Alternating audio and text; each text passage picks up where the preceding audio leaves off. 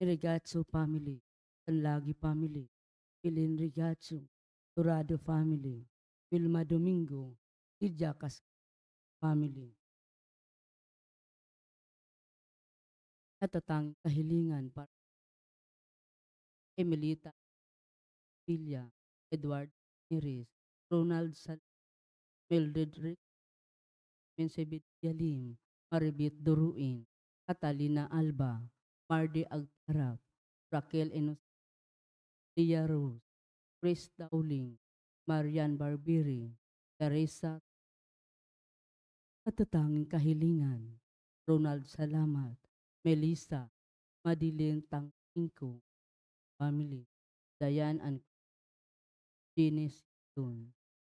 Panalangin para sa mga kaluluwa, Rinaldo, Alicia, Conrada, Ismael, Rodolfo, Angelina Pinida, Jovencio Pinida, Martina Regal, Dustin Natividad Gonzalez, Edelberto Gonzalez, Monsignor Norberto Habos, Monsignor Pipi Ramirez, Father Angelino Di Pio Jr., Father Odon Dica, Father Eric Santos, Tony and Lorna Mercado, Rose Hart, Ronaldo Caw, Consuelo Pedoro Cordoba, Rosario Brown, Sinaida Arce, Apolinar Demetrio, Sergio Senior, Guadalupe, Ambrosio, Arito, Raymond, Paulina Ragusa, Elisi,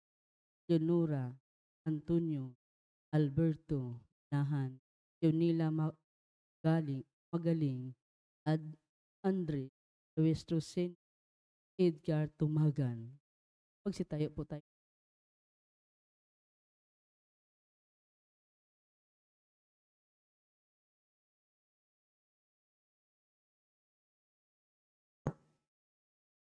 Sa ngalan ng Ama at ng Anak at ng Espiritu Santo, Amen.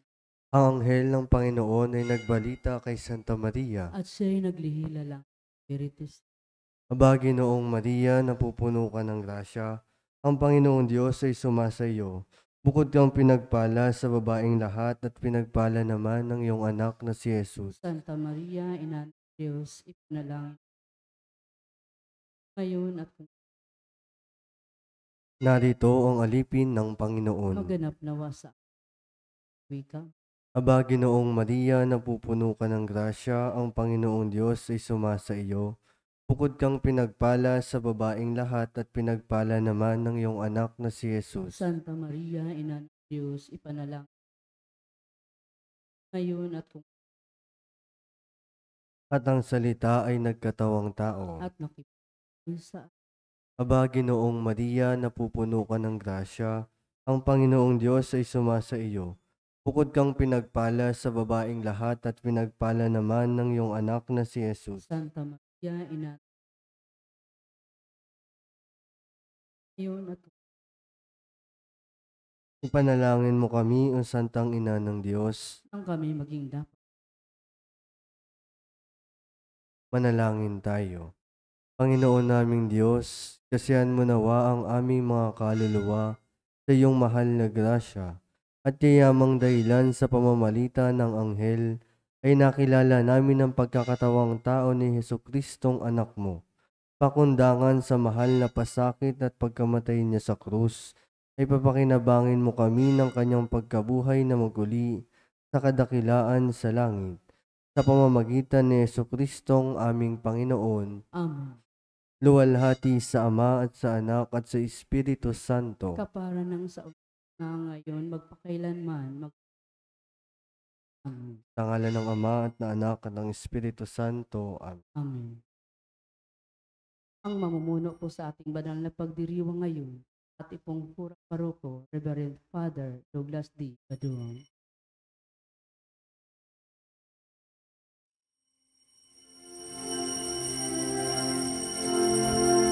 Ang mga anghel ay nag-aawitan, ang mga tao ay nagdiriwang sa pagsilang ng mananako siyang tunay na anak ng Diyos. Bagamat isinilang sa sabsaban, ang mahirap at ang mga hari nagpupugay, sapagkat tunay na Diyos ang siyang magsasabog ng pag-ibig sa sangsinuko. Sa ngalan ng Ama at ng Anak at ng Espiritu Santo, Amen. ang pagpapala ng ating Panginoong Hesu Kristo, ang pag-ibig ng Diyos Ama, at ang makikipagkaisa ng Espiritu Santo naway sumainyong lahat. At sumaiyo rin. Mga kapatid, hinin natin ang ating mga kasalanan upang tayo maging dapat gumanap sa banal na pagdiriwang. Inaamin ko sa makapangyarihang Diyos At sa inyo mga kapatid, na lubha ako nagkasala sa isip, salita at sa gawa, at sa aking pagkukulang. Kaya isinasamo ko sa mahal na Birhen Maria, sa lahat ng mga anghel at mga banal, at sa inyo mga kapatid, na ako'y panalangin sa Panginoong ating Diyos. Kawaan tayo ng makapangyarihang Diyos, kawarin tayo sa ating mga kasalanan, at patnubayan tayo sa buhay ng walang hanggan. Amen. Noon, kaawaan mo kami. Noon kaawaan. Kristo, kaawaan mo. Kristo, kaawaan mo kami. Panginoon, kaawaan mo kami. Panginoon, kaawaan mo. Manalangin tayo. Ama naming makapangyarihan, liwanagan mo ang aming kalooban sa sinag ng iyong karigtasan upang matutuhan naming sambahin ang manunubos at mapakinabangan namin ang kanyang kaloob, sapagkat siya ang namamagitan kasama ng Espiritu Santo magpasawalang hanggan. Amen.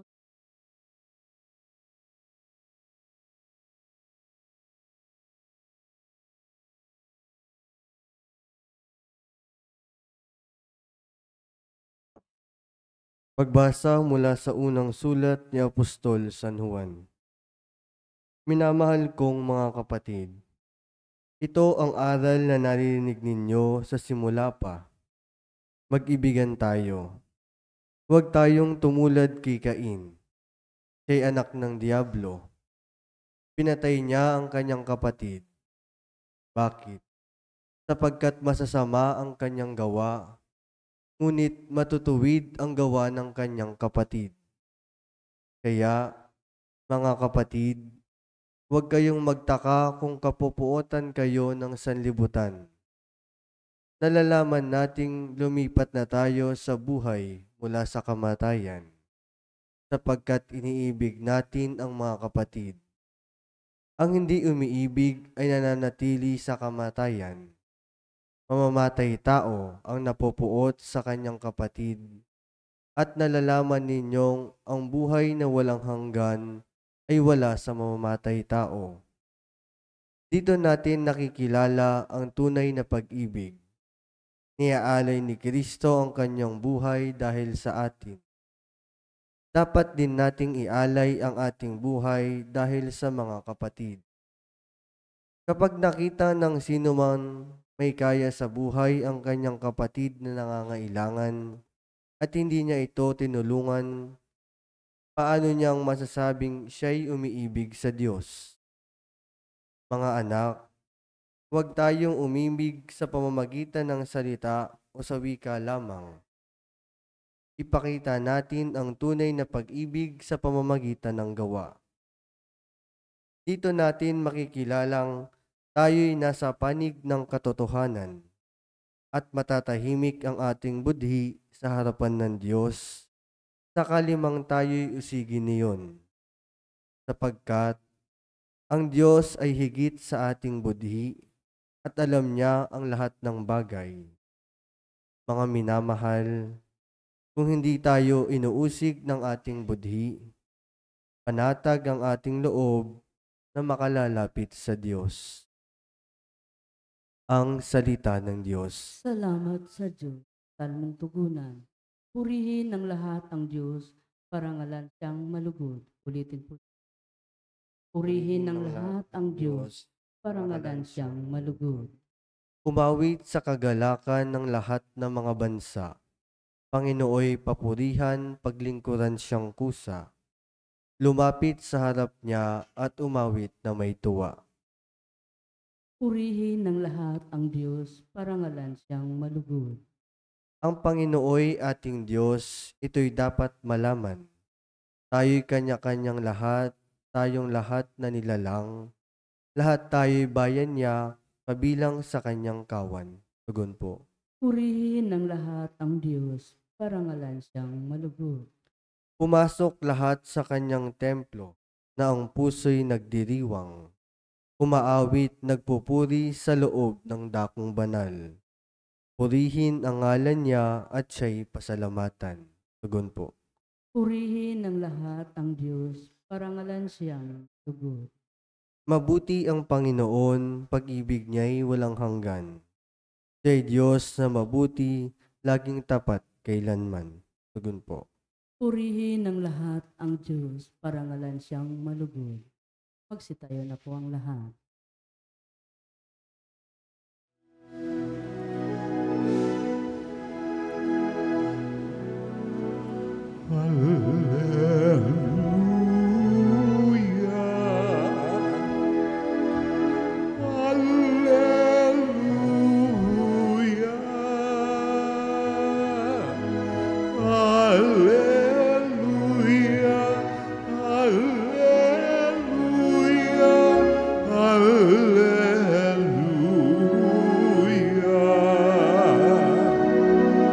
Banal na araw sumikat,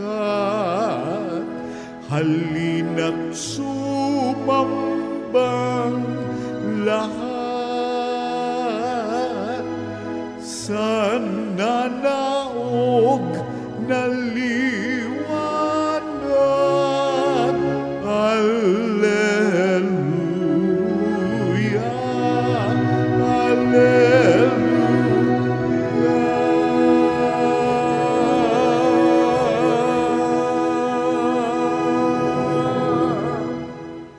Sumainyo ang Panginoon. At sumaiyo Ang rin. mabuting balita ng Panginoon ayon kay San Juan. Papuri sa iyo, Panginoon.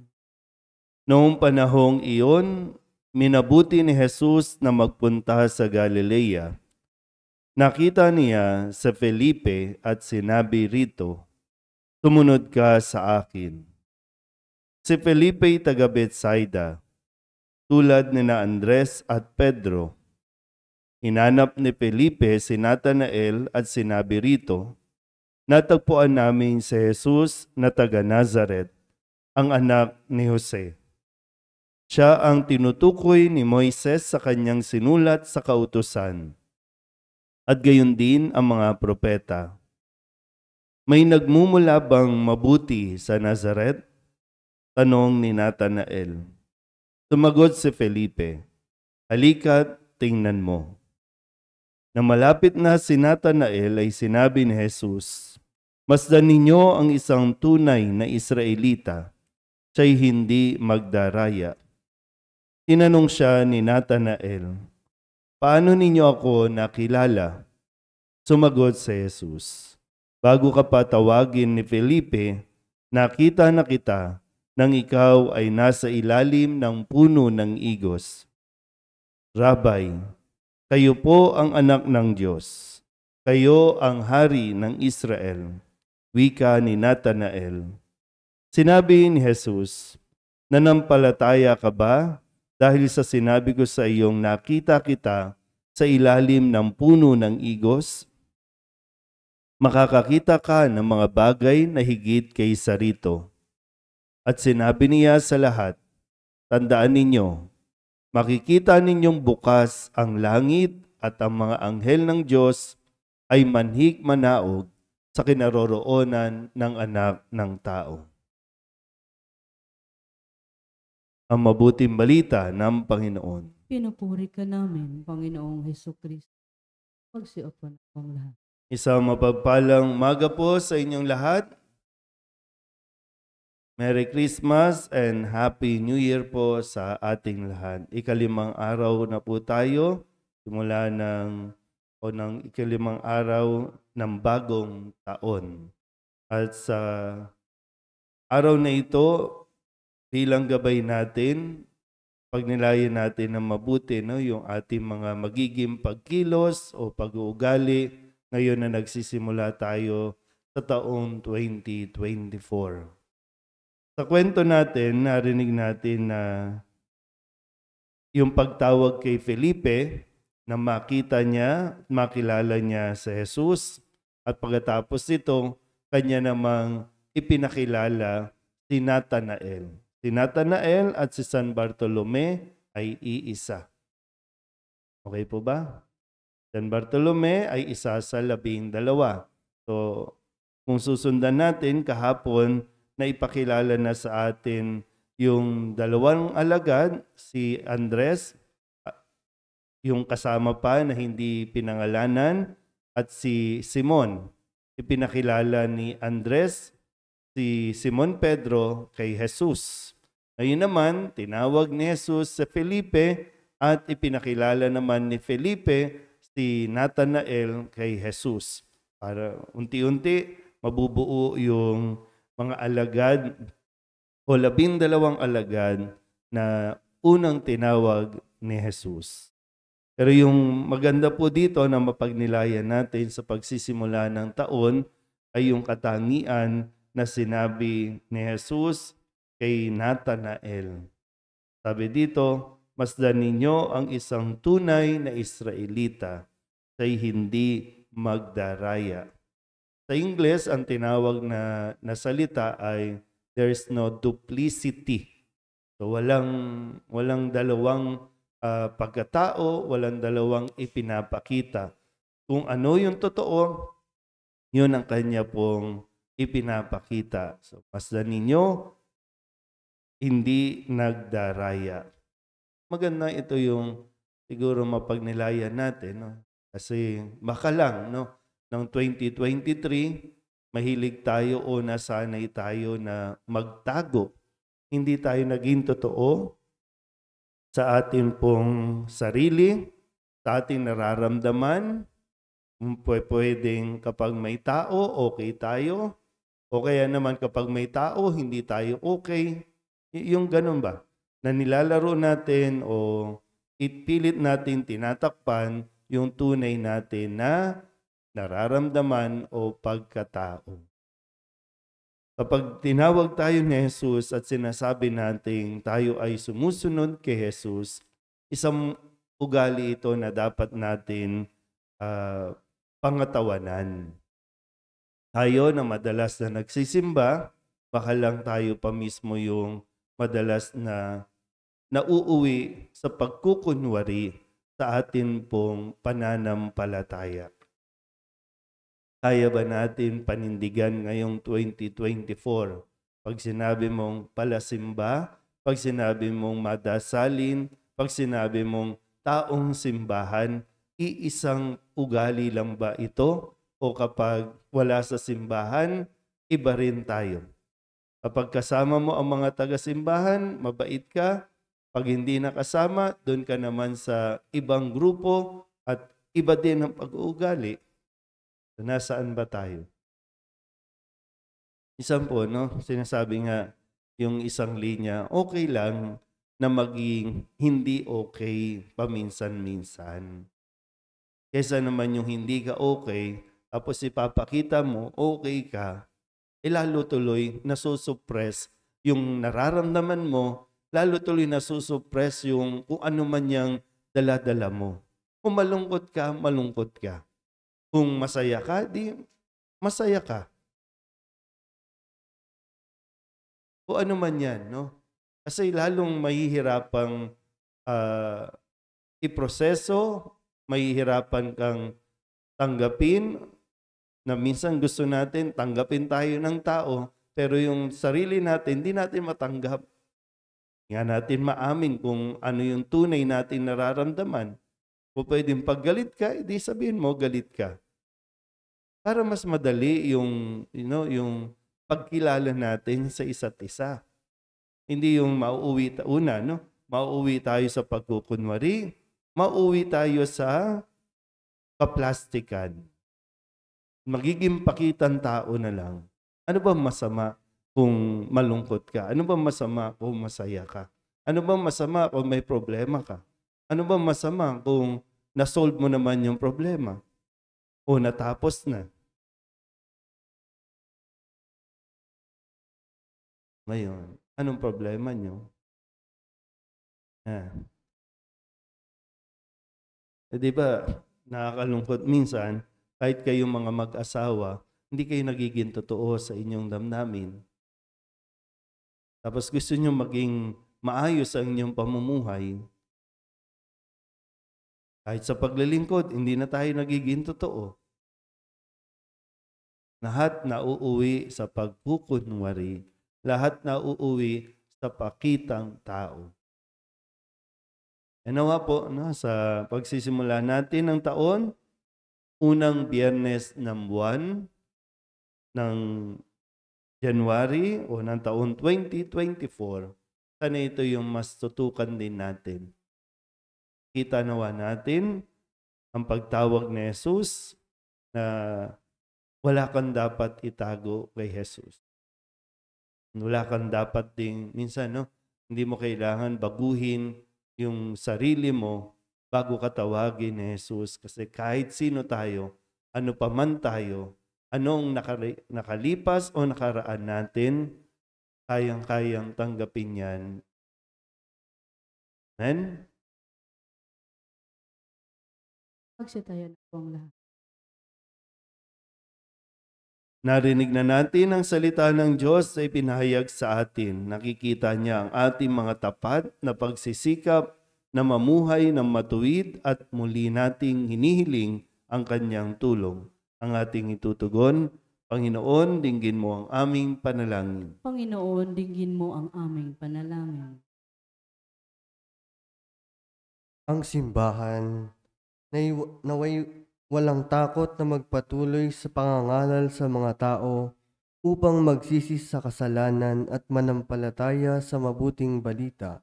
Manalangin tayo sa Panginoon. Panginoon, dinggin mo ang aming panalangin.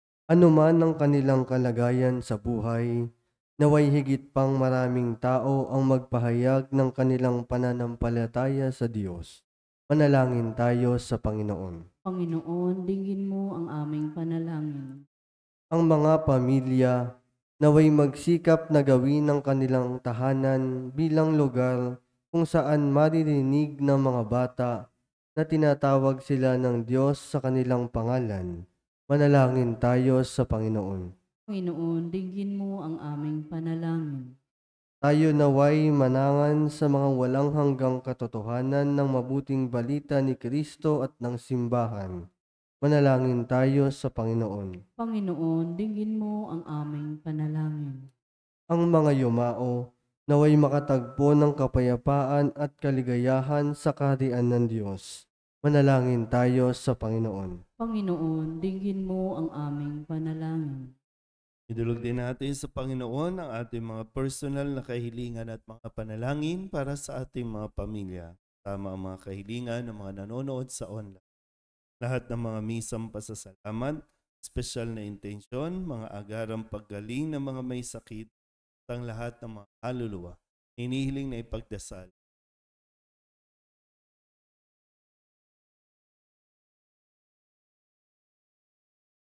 Ang lahat ng ito hinihiling namin sa ngalan ni Kristo, ang aming Panginoon. Amen.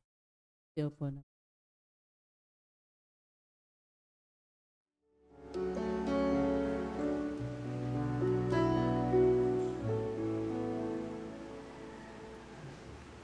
Alay namin aming buhay, bawat galak at lumbay, bawat pangarap naming taglay sa palad mo ilalagay.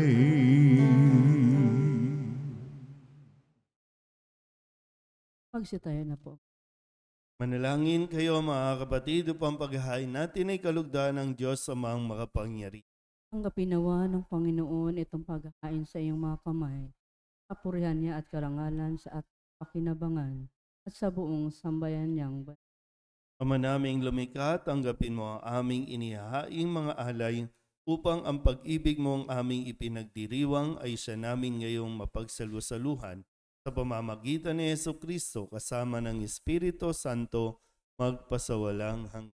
Amen. Sumainyo ang Panginoon. At sumaiyo rin. Itaas sa Diyos ang inyong puso at diwa. Itinaas na namin sa Panginoon. Pasalamatan natin ang Panginoong ating Diyos. Marapat na siya ay pasal. Ama naming makapangyarihan, tunay nga marapat na ikaw ay aming pasalamatan sa pamamagitan ni Jesucristo na aming Panginoon. Ang anak mong di naiba sa amin ay siyang pumawi sa dilim, kaya ngayon ikaw ang aming nababanaagan. Ang anak mong di naiba sa iyo ay siyang iisang salita mo. Sa katauhan niya ang iyong sarili aming nakikita. Sa pamamagitan niya ang iyong pag-ibig ay kahali-halina, kahit ikaw ay lingid sa aming mata. Kaya kaysa ng mga anghel ang sisiawit ng papuri sa iyo na walang humpay sa kalangitan, kami nagbubunyi sa iyong kadakila.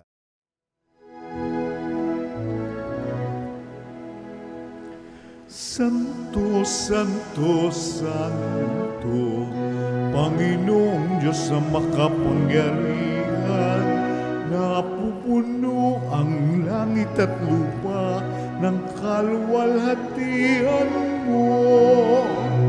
O sana sa kaitaasan, pinagpala ang naparirito sa ngalan ng Panginoon. O sana sa kaitaasan. Magsiluhod po ang lahat. Ama naming banal, ikaw ang bukal ng tanang kabanalan. Kaya't sa pamamagitan ng iyong Espiritu, gawin mong banal ang kaloob na ito upang para sa aming maging katawan at dugo, aming Panginoong Hesu Kristo.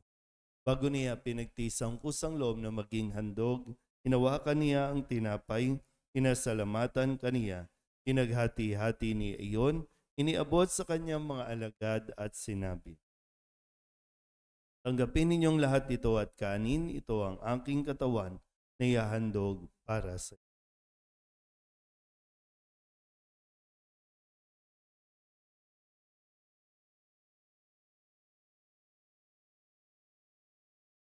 Hindi naman nung matapos ang hapunan, hinawakan niyang alis, muli kaniyang pinasalamatan. Niabot niyang alis sa kanyang mga alagad at sinabi, tanggapin ninyong lahat ito at inumin. Ito ang kalis ng aking dugo ng bago at walang hanggang tipan. Ang aking dugo na ibubuhos para sa inyo at para sa lahat sa pagpapatawad ng mga kasalanan. Gawin ninyo ito sa pag-alala sa akin.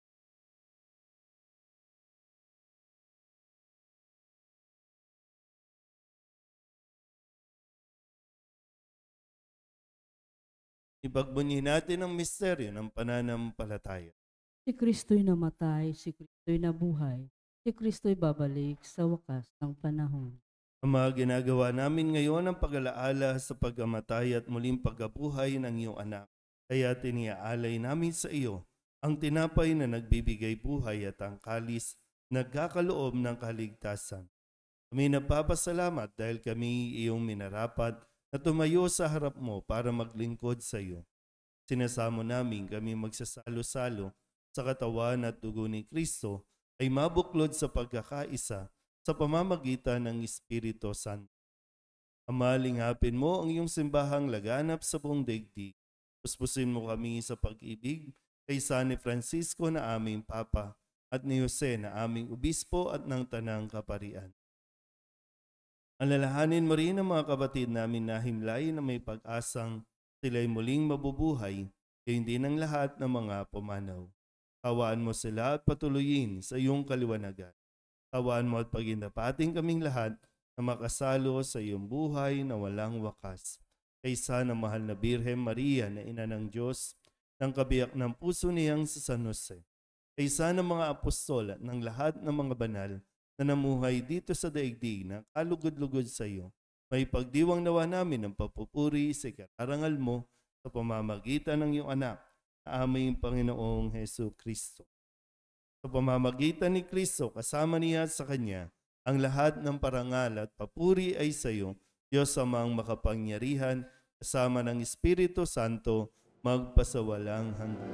Amen. Amen. Amen.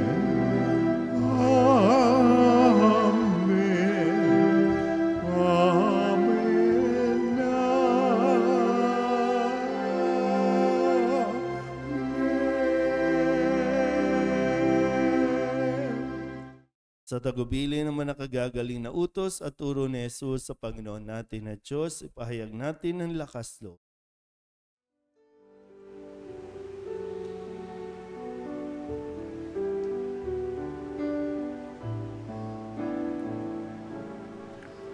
Ama namin, sumasalangit ka, sambahin ang ngalan mo, mapasa amin ang kaharian mo, sundin ang loob mo dito sa lupa para ng sa langit. Bigyan mo po kami ngayon ng aming kakanin sa araw-araw, at patawarin mo kami sa aming mga sala, para ng pagpapatawad namin sa nagkakasala sa amin, at huwag mo kaming ibagin dulot sa tukso, at iadya mo kami sa lahat ng masama. Hinihiling namin kami iadya sa lahat ng masama, pagkalooban ng kapayapaan araw-araw, iligtas sa kasalanan, at ilayo sa lahat ng kapahamakan. Samantalang aming pinananabikan ang dakilang araw ng pagpapahayag ng tagapagligtas naming si Hesu Kristo. Sapagkat iyo ang kaharian, ang kapangyarihan, magpakailanman. Amen. Panginoong Hesu Kristo, sinabi mo sa iyong mga apostol, kapayapaan ang iniiwan ko sa inyo, ang aking kapayapaan ang binibigay ko sa inyo. Tunghayan mo ang aming pananampalataya at huwag ang aming mga pagkakas. Pagkalooban mo kami ng kapayapaan at pagkakaisa ayon sa iyong kalooban, sama ng Espiritu Santo, magpasawalang hanggan. Amen. Ang kapayapaan ng Panginoon ay laging sumainyo. At sumaiyo rin. Mabigayan po tayo ng kapayapaan.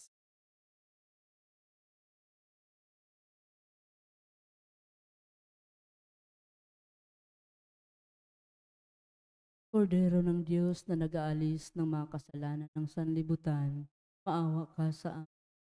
Kordero ng Diyos na nag-aalis ng mga kasalanan ng sanlibutan, maawa ka sa amin. Kordero ng Diyos na nag-aalis ng mga kasalanan ng sanlibutan, pagkaloob mo sa amin, kapayapaan. Pagsiluhod na po.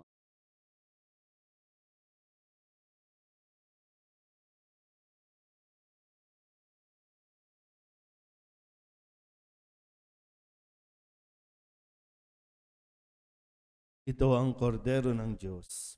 Ito ang nag-aalis ng kasalanan ng sanlibutan. Palad ang mga inaanyayahan sa kanyang piking. Ginoon, hindi ako karapat na magpatuloy sa iyo. Ngunit sa isang salita mo lamang ay gagaling.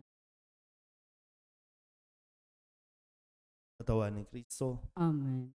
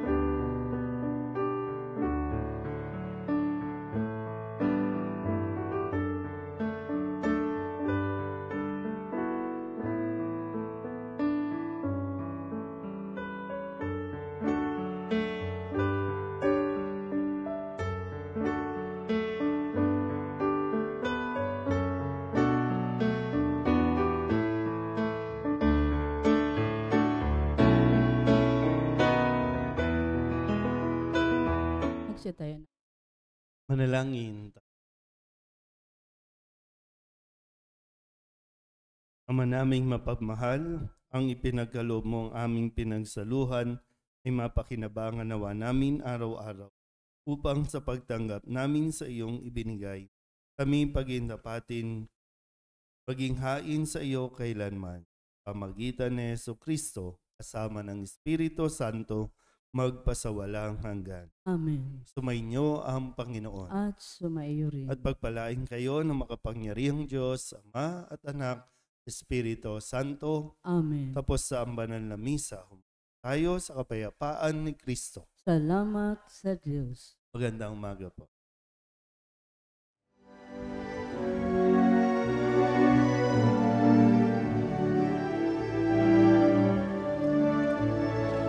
Mayon at ipahayag kanyang pagkalingat habang sa buhay, pag-ibig at katarungan, tanda ng kanyang kaharian.